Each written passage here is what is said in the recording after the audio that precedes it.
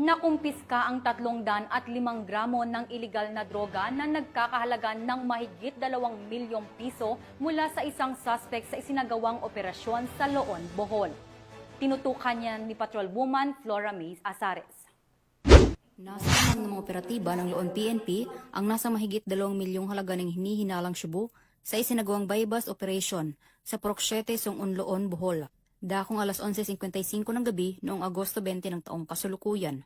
Kinilala ni Police Captain Thomas Zenchong, Chief of Police ng Loon Police Station, ang naarestong suspect na si Jordan, 30 anyos, na residente ng poblasyon ay Tagbilaran City, Bohol.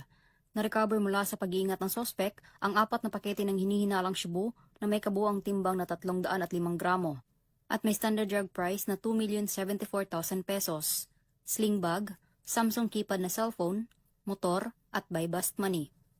Ang nakumpiskang ebidensya ay dinala sa Bohol Provincial Forensic Unit para sa kaukulang pagsusuri, habang ang suspect ay kasalukuyang nasa kusodiya ng nasabing himpilan at nahaharap sa kasong paglabag sa Section 5 at 11, Article 2 ng RA 9165 o Comprehensive Dangerous Drugs Act of 2002.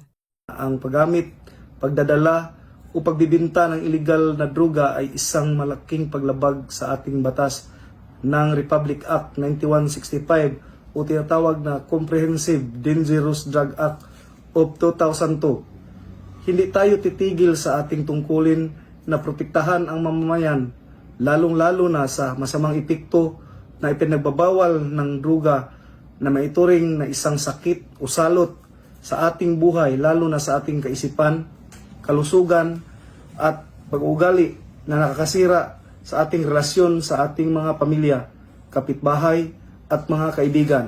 Kasama namin kayong lahat para sa madali nating makamtan ang tunay na kapayapaan at katiwasayan sa mahal nating bayan, Loon, Madanihon.